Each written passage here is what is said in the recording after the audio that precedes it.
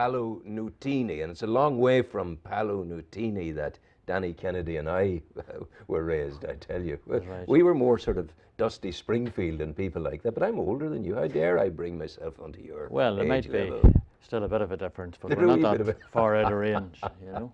How are you? Very well. Yeah. Very well, yes. Your boss was on the program yesterday, Michael Nesbitt. Good. My old friend, and we were talking interesting things. Is this vision of inoculating children against sectarianism? I said, Michael, what's that about? He said, well, a single education system. And I suddenly realized that I've been articulating unionist policy all the days of my adult life. That's very worrying. Get them, get them educated together, you Yes, know, yes. and that inoculates them against sectarianism. Well, of course, well, not to dwell on it much, but I'm sure the boss did that yesterday, but originally when even at the creation of Northern Ireland, and you know, there were many perhaps issues that weren't advocated at the time, but the then Minister of Education, Marquis of Londonderry, Lord Londonderry, advocated an integrated school system. Yeah. For me, that's the way forward. And So I we had think that Newbridge was- out the road, and that's great. Yeah, that between was a Newry fork in the road, and Bridge. well, of course I'm a past pupil of Newry High School, and I'm still And on we the had board of my governors children, there. my children were educated, some of them there as well. And it might be said that it was naturally Yeah, integrated absolutely. as a consequence of. We make our its intake. problems, don't we? Sometimes we Very, do. very Yeah. often do in real ways. Now, you're here today to talk about about the environment and about electric cars, which never seem to be used in this part of the world. What is it, a waste of money, or what's happening? Well, it's not a waste of money. I think, Rowan, I think it's an investment for the future. I think it's to be more environmentally aware. I think the savings on the use of electric car there is absolute proof that there's a great saving to the pocket and to the wallet, financial saving. And to the planet. But to the planet, and I think that's most important. And I think that the extension of the electric car vehicles, particularly the charging points and the fast charging points, I think prepares us, puts us in a position where we can really benefit over the next coming few years. Mightn't be for everybody, but I think as models come forward and as we find that cars get greater use, I think there will be... Technology will take us forward, I think, because at the moment, a colleague was driving one of them on a test drive, and he was saying, well, you're wondering whether to put the radio on or do this, do that, do the other. But technology will take us forward to give us... It's a very, very simple thing. Yes. Make the battery life longer, and it'll take us the same distance as petrol will. Yes. And that's not beyond the realm of science and intelligence to do that. Or provide sufficient rapid charging points and charging points generally to allow people to make sure that their journey will be one that will be at ease and there's be no worry or no concern. Danny, I don't know how this thing works. Do they charge at the same rate as you pour petrol in? You pour petrol in, you're gone within 10 minutes. You go to a rapid charging point, you connect in. How long does it take to give her a kick? Well, I suppose it really depends how low your current charge is at the moment. And I think there's still issues about the standard charging unit. The rapid charging units, I think, operate much more quickly. And of course, we have one rapid charging unit in this area among 10 charging units in the Newry and Mourne area. I can tell you that the rapid charger that we have out at Five Ways there at that area of that service station is the busiest in Northern Ireland. Wow. It's been well used. Yes, and of course it gets the cross-border traffic as well. So significantly, I think two things are happening here. The technology with the scientists is obviously growing. Yes. And it's a way to go. But on the other hand, our community of people, we're getting used to the notion. Yes. All the way, you know, and there will be a confluence of that in the future when the technology is right and the people are aware, and wow, we'll go for it. That'll all work well. I think it's been interesting. I've been involved in a road show at various locations, including Newry, over recent months with a ministerial colleague, Mark H. Durkin, the Environment Minister, and we've seen a level of interest of people who will come and test drive and have a look, and it's a very impressive experience, and that's what we want to encourage. And on your bike as well. Absolutely. We have a cycling revolution. We do, actually, yes. Yes, and of course, cycling revolution starts with a turn of one wheel. Is this not so? This is absolutely so. We're there. Yes. It's going, yeah. And of course, that's something that I am genuinely keen on, because... Do you cycle yourself? Well, I mean, I have to say I was little more than a recreational cyclist. But since coming into the department and seeing the enthusiasm and also the potential for this, Rowan, because we've taken the time for case studies to go out and look at good practice, and the best practice, I think, is Copenhagen. Oh yes, and of course it is. Absolutely impressive. Yeah. And it is a different lifestyle. Yeah. It is a different culture. It is a different ethos. Now, look, it'll take 25 years for us to create those circumstances and to make it more natural, I think. But I think I'm very keen that we do that, because I think there are benefits. There are benefits to the environment, clearly. There are benefits economically. Again, I think it encourages sustainable modes of transport. We're already in gridlock in many of our towns and cities, so we've got to look at alternatives. And if we can provide two things: a better, a cleaner, a faster, a more efficient public transport system, and marry that to other sustainable modes of transport, walking and cycling, that, I think, substantially improves lifestyle as well. I had the greatest, Her Majesty, bless her, she was with Pope Francis the Good yesterday. Indeed. They exchanged wee gifts to each other. Yes, the defender of the faith. Indeed. I think meeting the leader of the faith. That's right. There they were together, but they got on well. Not a word of the Malvinas or Falklands or anything else. No. Well, it'll not be reported anyway. Don't mention the war. That's right. He said. But the lovely thing is, Her Majesty, long may she reign over me, gives me my... I just have to mention her name when I go to the bus station, right, or the train station. Yes. I get it free. Yes. Well, I do oversee that system, of course. Wow. Yes. So you might express some gratitude to me. Yes, well, I'm sorry. I was going right. No, to the no. top. I'll try and show. You accept my apology. I'll try and show an attractive modesty.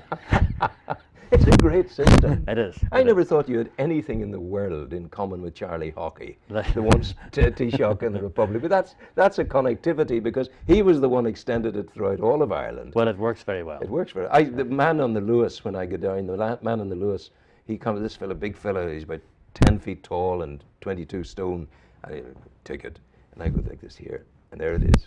Your wee card that you sent me. You're free. And he vanishes into the ether. He just is, so that's fine, go on. But it's great to be able to use that. It's get on to rail free card. Absolutely. It's get on to rail is first.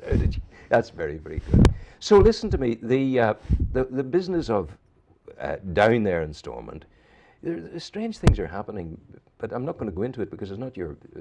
But it strikes me we're losing $5 million a month as a consequence of cuts in our health budget because we're not getting our act together. Is there much talking between you guys down there? Haas didn't work. You talked about Mark H. Durkin. You obviously are able to talk to him. Yeah. You're obviously able to talk to the Sinn Féin people as they to you. But when push comes to shove, as we say, are there sort of areas that it's impossible for each of you to go, or where are we on meaningful dialogue? I mean, I think there are political challenges, clearly. I think the personal chemistry has improved over the years. My experience in having served in local government in this very area over 25 years, it is necessary for politicians to be able to conduct political business, and you have to set aside things to achieve things. I'm not sure that has rolled out fully at Stormont, and I think there's huge frustration. I think there's frustration on behalf of the politicians and the political parties as well. But I think the most frustration is the general public who feel shortchanged in terms of political progress. Now, I mean, there are key issues that are not easily resolved. Not least the issues that Richard Haas was attempting to assist with. And did Haas, can I ask you this, did Haas, do you feel, get it completely right in the sense that there began to come into it, and I watched it very carefully, the notion of Haas becoming impatient, and eventually Haas saying something like, well look, that's how it is, and that's the best way forward. You don't talk to Ulster people like that. I think in terms of approach, there may have been a mistaken approach by Richard Haas, an attempt to rush things at the end, I think. If he hadn't done that, I think we were on track. Well, I a wee bit longer? Well, I think he was working to a serious deadline in terms of his own commitments and that of Megan O'Sullivan. In approach, it is fair, I think, accurate to say that he was no George Mitchell. Yes. And if you're, I mean, if you remember the long-suffering fortitude and patience of Mitchell. Was superb. Yes, he was. Yeah. I'm not saying Haas was wrong. No, I'm just saying there was a wrong nuance there. Yes, that's all. I think yeah. It was just a wee, quite a small but significant difference. Yeah. When will Haas go again? Well, look, or a former son of Haas. Yeah, whatever. I mean, it's like any war, and that's not a good. No, of course it's not. No, but I know what you mean. But it's a starting point. It'll always be a starting point for the next session. Yeah. So, I mean, we have the elections coming up. I wouldn't expect much in advance of that. So we'll see what happens after that. I mean, I do have a genuine concern about the attitude of particularly probably Sinn Féin in terms of on certain key issues and how they operate north of the border and in the Republic. They're in government in Northern Ireland, they're in opposition in the Republic. I think there are challenges for them to meet. And I think they'd be better to differentiate those. I'm not sure how that will come about. What exactly are you referring to there in the challenges? Well, I think on an issue like welfare reform in Northern Ireland, and then how they approach, I suppose, similar type issues. Through opposition in the Republic of Ireland. You're seeing two views. Yes, yes. Well, there are two separate scenarios, but they're applying one solution.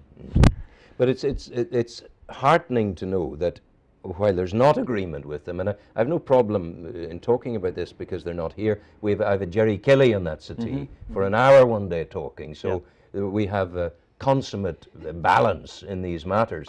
It's also necessary to have balance as we come towards an election as well. Yes, very much. But it's wonderfully heartening to realise that at least you're talking together. There's an element of civility still. Yes, that's not under challenge. No, I think look, there will always be challenges because of where everyone has come from in the different places, and all of us carry either political baggage or other baggage that is perhaps not helpful to the situation. So mindful of that, and aside from that, I think to act as politicians, I think we have responsibilities. And maybe it's the next generation we should be looking to, and providing. Our job is to provide the foundation. Yes, but I think we're always influenced by the previous generation, and all of us. You know, I mean, I carry baggage, and I carry, if you like, the scars, not the personal scars, but if you like, the political memory and the political scars. And the emotional scars of having come through the Troubles, knowing the background, having seen the impact on my community, and particularly in South Armagh, and I think that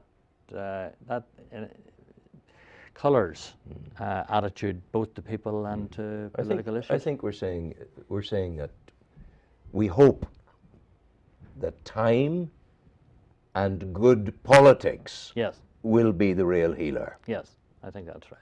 That's a good way to leave it. Rowan, thank you. Oh well. Lovely to see you. God bless. Thank you. All the best. Thank you.